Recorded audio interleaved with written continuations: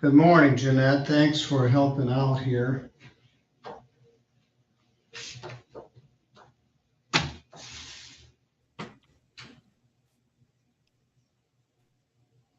Let's see who we've got.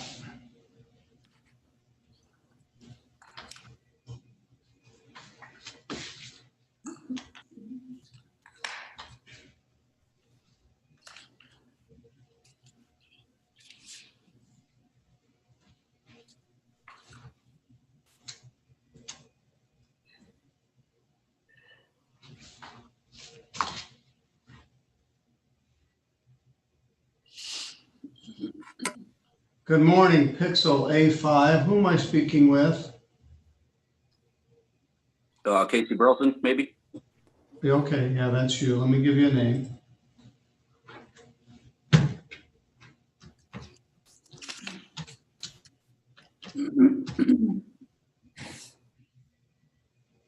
Mr. Burleson, we're live on YouTube and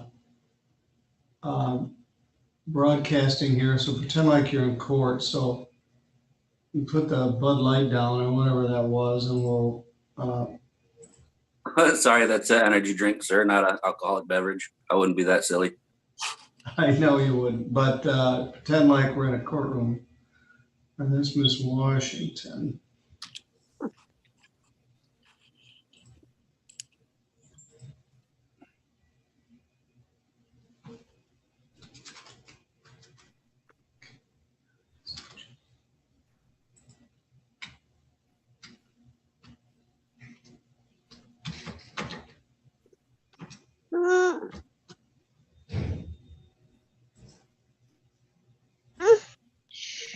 Okay. Hi.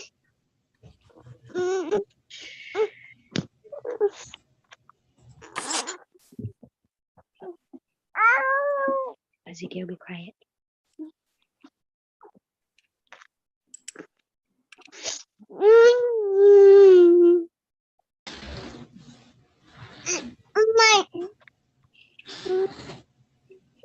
Miss Washington, I'm going to mute your mic here for a minute.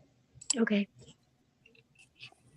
All right, good morning, everyone. This is the time and date for a number of probation violation arraignments that have been scheduled. Probation agent Matt Huff, I think, has all of these cases this morning. There are some difficult things to address. Hannah Farley is not present, and we'll set her aside for a minute. The ones that are present are Joshua Himes, Casey Burleson, and Keisha Washington. Ms. Jeanette Jackson, a deputy public defender, has agreed to join us to assist in these proceedings. What we are doing here is called a probation violation arraignment. I'm going to arraign each of you on the allegation that you violated your probation. You do have a right to have a hearing regarding that violation. You have a right to have an attorney at the hearing. I will appoint an attorney for you, probably the original attorney that you had in the case, except Mr. Burleson had retained counsel, Mr. Smith, and so we'll either appoint an attorney for him if he wishes, or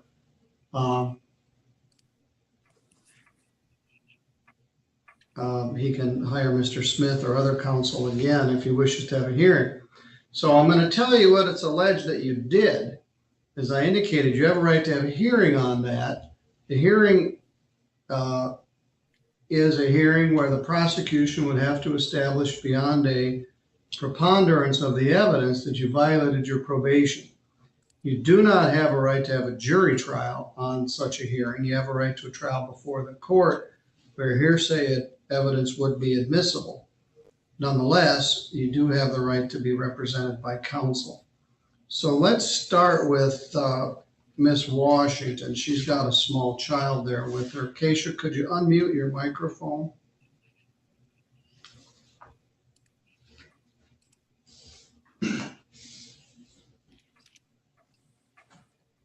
Can you hear me? Keisha, you need to unmute your mic.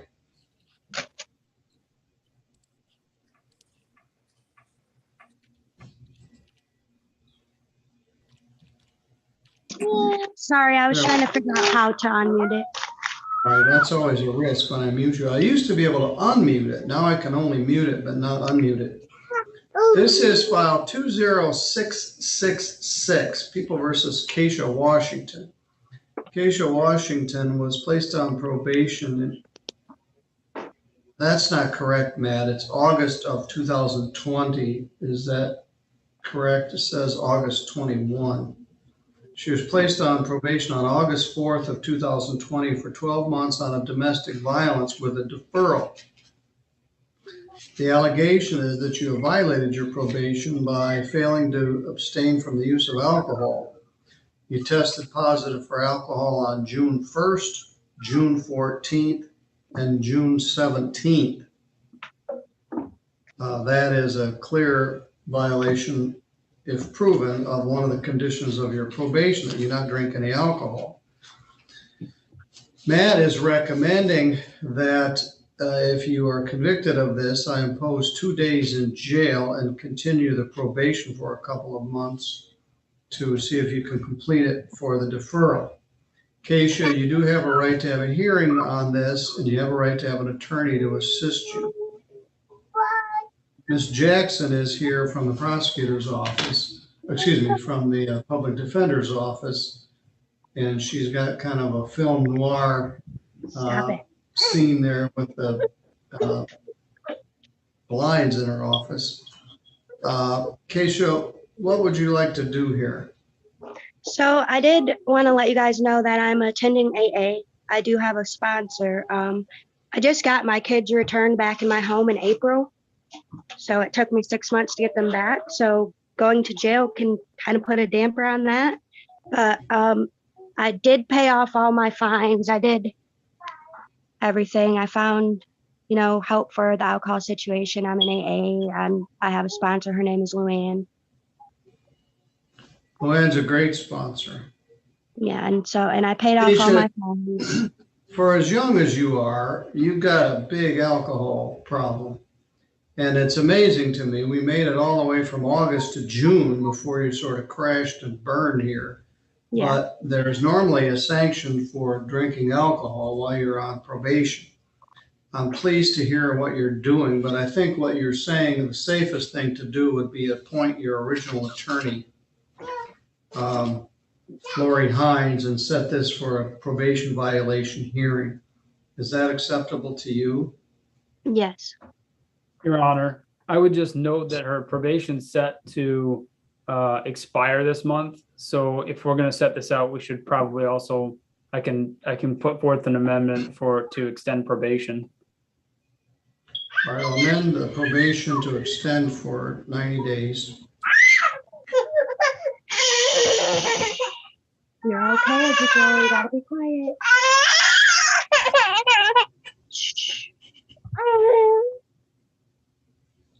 Set PV hearing with Lori Hines. Breathe. I can breathe. I can breathe. Okay, well. How old is she, Keisha?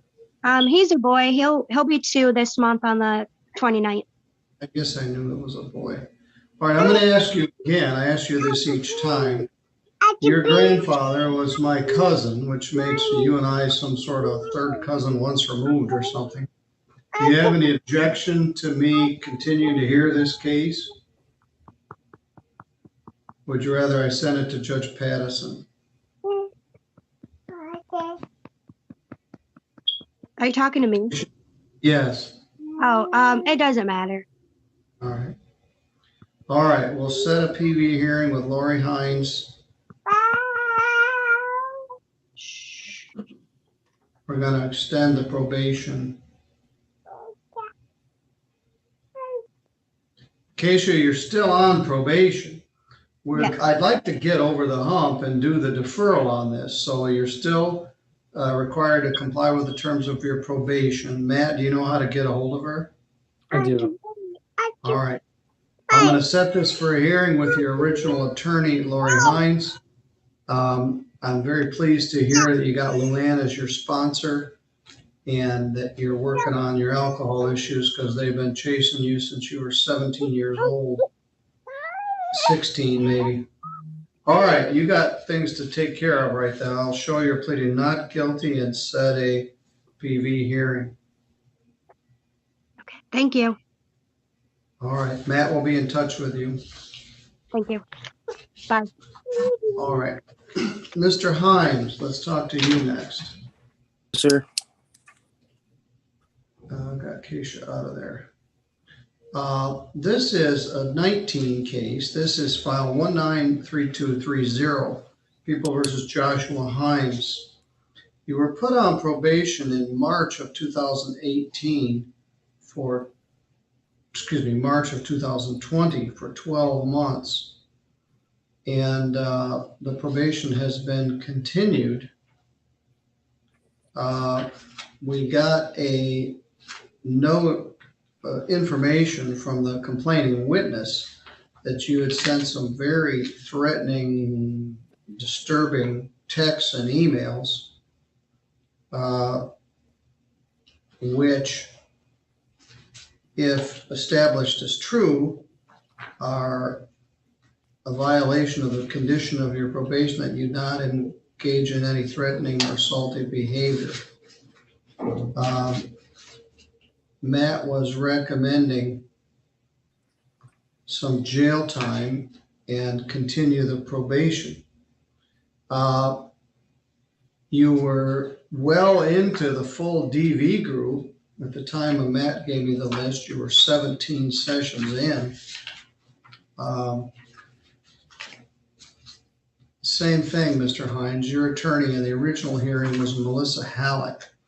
You have a right to have a hearing regarding these violations where the prosecutor would have to establish beyond a preponderance that you did violate the probation by, first of all, that you sent those emails and that they constituted threatening or assaultive behavior. Matt, I'm a little troubled. He was placed on probation in March of 2020 for 12 months. The probation has been continued because he hadn't completed the DV group. That's correct. And it was due to no fault of his own because that was kind of falling into that. Yeah, we had a hard time getting it started. Yeah, this is another one, Your Honor, as well. Well, I'll just make note.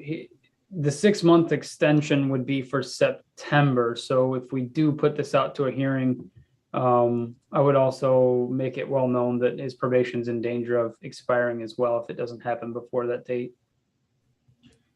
Mr. Himes, Yes, sir. the emails that we're referring to are in the petition. They were allegedly sent in May. I'm not sure when Matt got them. I'm sorry it took so long, but I can't stand you. If I see you, I'm going to kill you. You hear me, bitch? That's what goes down in my book as threatening behavior. So do you wish to have your counsel assist you with this and have a hearing? Do you wish to admit the violations? I admit to violation, sir. Your Honor, I would also note to the court that in my recommendation, I have that he seek a psychological evaluation. All right, I know I saw that, but I didn't, and this sort of took me by surprise. All right, Mr. Himes, let me ask you this.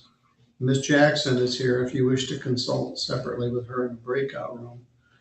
You have a right to have a hearing regarding these allegations. As I told you, I'd appoint a lawyer for you. We could take testimony. You also have the right to simply admit it and acknowledge the violations. And be subject to sentence.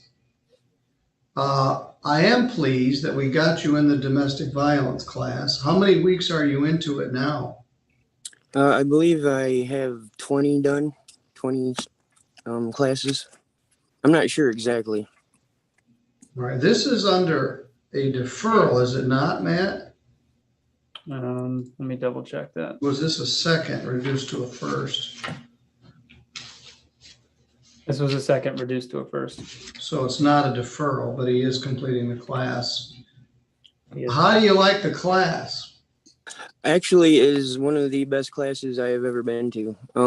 Honestly, the teacher, or his name's Rob. He's very, very good at talking to people, I should say. I like the class. I really do. It's not something I just say and just say what you want to hear. But I hear that a lot. And it's because of that class that you're probably willing to accept responsibility for what you did. Let me repeat, I want to make sure, did anyone threaten you to get you admit to these violations? No, sir. Or promise you anything? No, sir. All right. Did you send these angry emails to Ms. Eager? Yes, I did. Especially the one May 18th. I want to beat your fucking face in. I can't stand you. If I see you, I'm going to kill you. You hear me, bitch? Come get your unemployment. Then there was another one, but that one certainly constitutes a violation. You acknowledge that you sent that email? Yes, sir. Why? Anger, frustration. I knew it was wrong. There's so many things going on in my life right now, just overwhelming at the time. I'm even just saying it is bad enough. You're right, honestly, but I didn't mean it. It was something I said out of anger and out of, like I said, frustration and things that are going on in my life right now. And a lot of things were going on and I didn't mean it. I didn't. And I am sorry to the court and to everybody, and especially Tracy, that it was just a moment of weakness and I knew better. I would never hurt her. I would never. Do you and she have children together? No, sir. But you're the caregiver for her father. Are you still doing that? Yes, I am right now. Yes, absolutely. He had a stroke about 3 weeks ago. He had a heart attack a year ago, and he lost half the function of his heart. And then he had a stroke like 3 weeks ago, and now only 15% of his heart is working. And I pretty much have to take care of him 24 hours a day now. He can't walk. He can barely talk. It's pretty sad. Does he come to visit you, or does Tracy come to visit her dad? Yeah, on Mondays when I go to class, she comes here and sees him, and then when she's gone before I get back.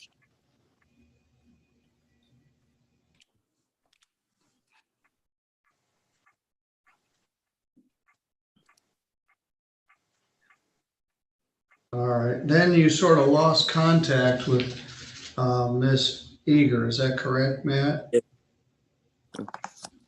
I believe the contact is stopped between Mr. Himes and Miss Eager from the moment that she reached out to me. All right.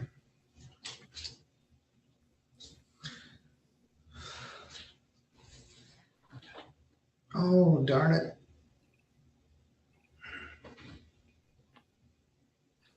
I'd ask for some more general judgments.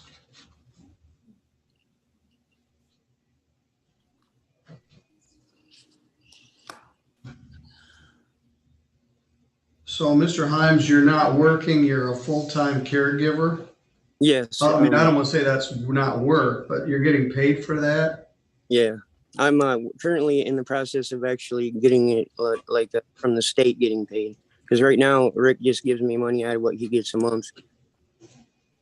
All right, well, that's not leaving much money for either one of you, but I'm going to order 2 days jail, credit 0, which will be scheduled on the weekend. Probation is continued.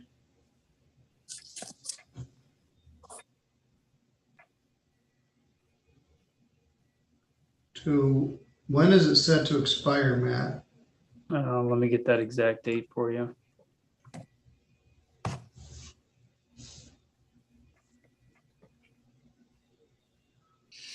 Oops.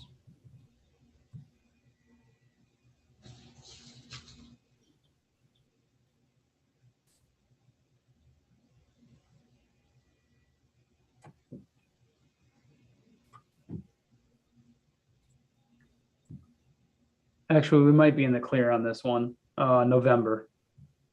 Well, it says on the, I apologize, on the order of probation, it states that the probation was issued March 18th. If that's the case, it would be September 18th. Let me just double check that real quick. I have conflicting dates on the documents. It is March 18th. So yeah, it would be September 18th. That probation is due to. I'm going to continue to November 18th. Okay.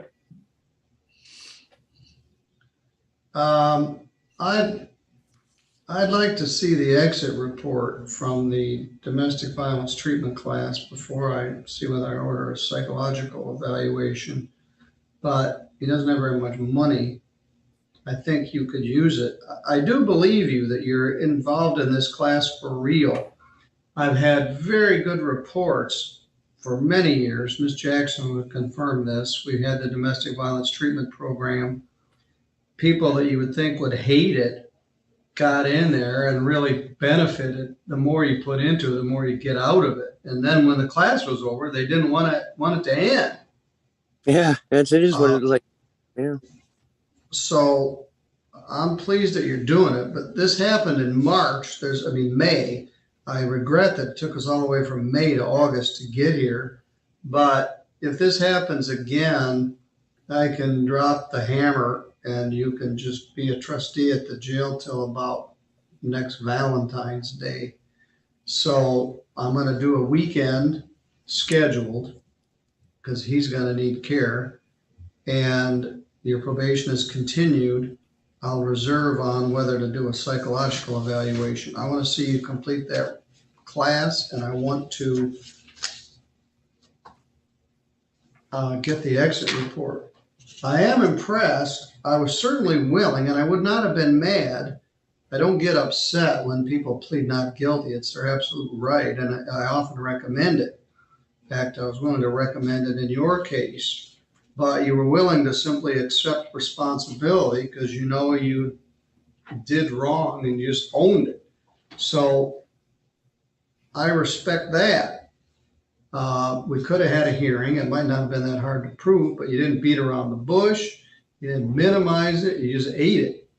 So that is somewhat encouraging, and we haven't had any further incidents since May. So your probation's continued a couple months. I want to make sure we take this all the way to the end. I certainly don't want you to act out on any of those angry emails. Remember, anything you put in a text and email, there's a documented record of it. Absolutely. And all right, Mr. Himes, you're good to go. Okay. Thank you, sir. Thank you. Jeanette, how are we doing so far? One to go, I think. And Yes. I think Casey Burleson, Mr. Himes on there, he's gone. Good morning, Mr. Burleson. Good morning. This is file 21103 SD, People versus Casey Burleson. Mr. Burleson had Don Smith represent him in his original case. And Don's an attorney from Kalamazoo that we see quite often. He does good service for his clients. He did good service for this one. Mr. Burleson was a third offense drunk driver. Theoretically, he had a prior in 2010 here in Michigan and another prior in the state of Indiana in 2012. This could have been charged as a felony operating while intoxicated third offense. Defendant pled to operating while intoxicated first offense and was placed on probation in February of this year. Mr. Huff alleges that the defendant violated his probation by failing to abstain from the use of alcohol or drugs and or submit to a test on demand. Mr. Burleson, had a relapse, and I kind of think went on a bit of a bender, is the allegation. So, Mr. Burleson, Matt is recommending that I continue the probation and order 5 consecutive days of jail. Not that we throw in the towel. You've got an alcohol struggle. This probably would have been good for a sobriety court case. We discussed it, but you live in the state of Indiana. And I would have liked to have, as I say, pulled you into the boat and worked on you with a full sobriety court program, but you live in a different state. You weren't eligible for it. So let me repeat, you have a right to have a hearing on this matter where it must be proven beyond a preponderance of evidence that you violated your probation by drinking alcohol. At that hearing, you would have the right to have counsel. You could either retain Mr. Smith or other counsel, or I would appoint an attorney for you. Or you can simply admit the violation as the last guy did, and we can go from there. I will not be upset with you at all if you wish to have a hearing on this. As I indicated, it's your absolute right. Ms. Jackson from the Public Defender's Office is here and is available to talk with you privately if you wish.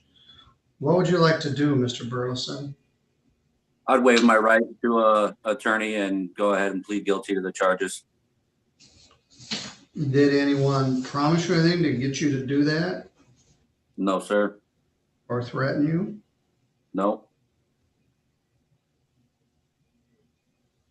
All right. What happened? Did you had a hard relapse? Yeah, I kind of had some thinking errors. Just convinced myself that after a couple of months of sobriety, I don't know, earned myself a drink or something like that. And so one Friday I drank, thinking I'd have time to pass my drug test, and then hope that would be a one-time incident. And then it turned into the next week and the next week, and I just kept drinking more and more. That ultimately culminated in the loss of my job one day when I got caught drinking on the job. And that was when I decided to come out with what had been going on and admit to what had been happening to my group and my therapists and to Matt, so that I could hopefully get back on track so that things like this don't keep happening. Well, I appreciate your candor, Mr. Burleson. It's obvious that you're in treatment. Alcohol's powerful stuff, and the story you just told me, I've heard again and again from my probationers, from my sobriety court people, from famous people. Jeff Daniels, the actor, he lives here in Michigan near Ann Arbor. He is an alcoholic, and he had been sober for a number of years, about 11. And one night in a hotel room, he thought he'd earned himself a drink. And he had the first drink, which led right down to the bottom of the pit again. And he's back in recovery and has been for a number of years. I had a guy, a neighbor man, when I grew up when I was a kid. He was a terrible alcoholic. And he quit drinking in his probably 60s. And he was sober for several years. He was a nice man. And he told me one Christmas he decided he would reward himself with a drink. And he went and got a bottle, I think, of whiskey. He had to have the first drink, and he said he couldn't buy the bottles fast enough. It was a relapse all the way to the bottom. And you've just discovered that, been struggling with alcohol for quite a while. Your blood alcohol was quite high. It was 0.306. And you're sick and tired of being sick and tired. And I appreciate the fact that you bared your soul to your treatment group and your treatment providers. If this was a sobriety court case, we would be doing the same thing. We'd have the sobriety court defender there to represent you. Matt, it sounds like he's got the right frame of mind here. What's your thought?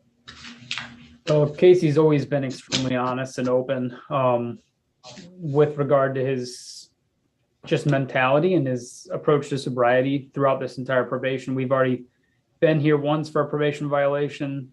It's clear that Casey's got a real strong addiction to alcohol. I feel confident that he is getting the treatment that he needs.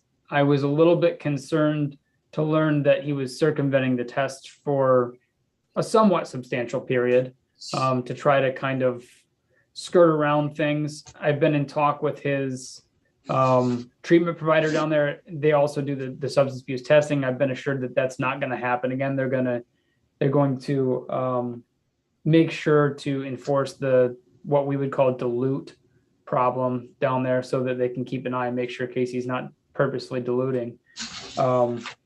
So I think we've got a shot here. I told Casey I didn't want to pull the plug, as you had indicated. The reason I don't is because of his solid acceptance of this. The new criminal justice reform rules somewhat prescribe the judge's ability to do a probation violation sanction. And we call it sometimes pulling the plug or dropping the hammer or that sort of thing, euphemisms for it. But basically it means throwing in the towel and giving up and just revoking the probation and giving the balance of jail. I don't want to do that. This man seems like a thoughtful, intelligent man who knows what he's doing to himself. And if it was easy, everybody would just quit. It's like alcohol is expensive, it ruins your health, you lose your job, you lose your friends, you lose your relationships. I think I'll quit. Well, if it was that easy, we'd be in a different world than the one we live in. It's real hard. And particularly when you've got a genetic predisposition to addiction. Mr. Burleson, I've got kids your age. My oldest son is about almost exactly your age.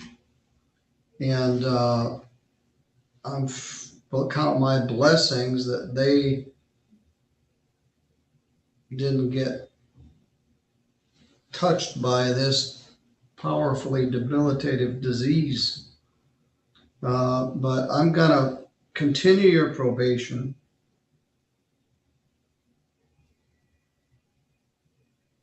You lost your job. I'm going to do 4 days jail, which is going to be consecutive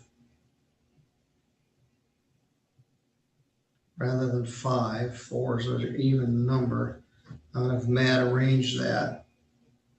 The probation is continued with all conditions.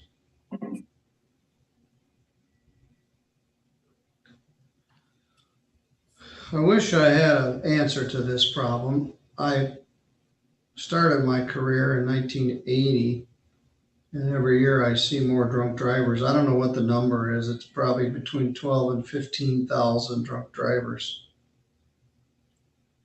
Some as prosecutor, some as judge. Seeing a lot of heartache.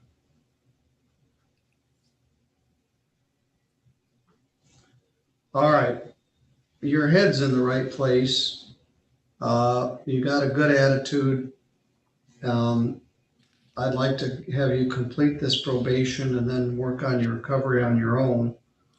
But for now, your probation is continued, and Matt's going to schedule when you're going to do your 4 days in jail. All right, Mr. Burleson, you're good to go. Thank you, Your Honor. Thank you. Good luck, sir. Thank you. All right, Matt. We now have one left, Hannah Fairley actually has two files. 21366FY is a attempted resisting obstructing a police officer. 21443 is a retail fraud. Mr. Huff has filed probation violation petitions in each case, alleging that she got charged with a new offense, which is another retail fraud, which is 211358. And she's also failing to report on a monthly basis. She's not here now. I looked that other case up and I forgot, I copied the complaint, but I didn't see when it was next set for.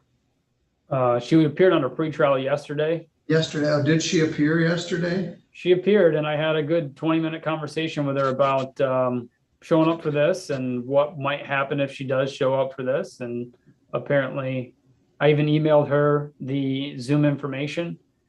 Apparently she didn't want to be here today.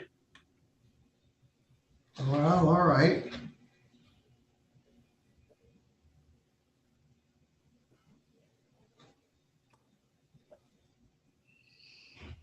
Does she have Indiana issues also? I did run a criminal history in Indiana and I didn't see anything. Seems to be all retail fraud out of Sturgis. You talked to her yesterday or Monday? Yesterday. I'm sorry, Monday. You're correct.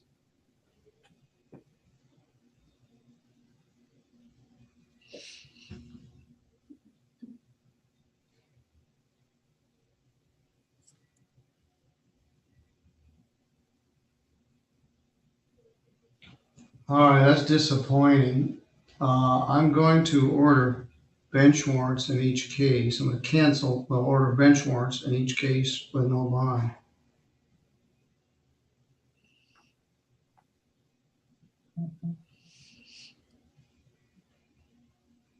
See judge.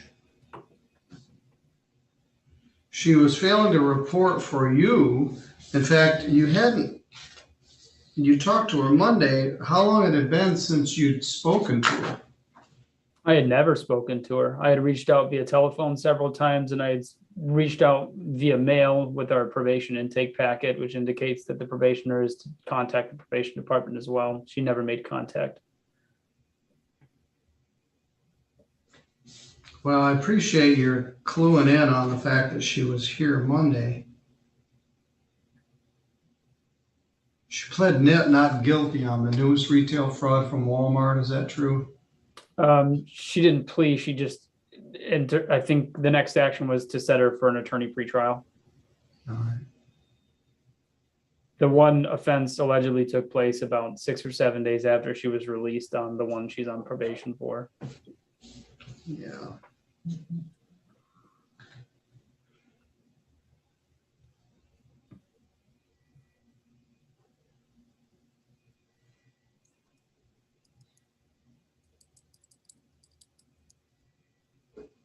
All right. Bench warrant in each case. And if you talk to her, she needs to turn herself in and we can address these matters. But we're not very successful with probation if she doesn't even show up. Right. And I'm not sure exactly what her struggle is. I didn't get a lot of, I've dealt with this girl a few times, but I don't understand her. Maybe we get her in here, I can talk to her further. All right, Matthew, thank you for your help. Jeanette, thanks for your help. We do have a PV hearing at 11, but that's Autumn's case, and he's represented by counsel. So thank you both, and we'll end this live feed. We'll be back on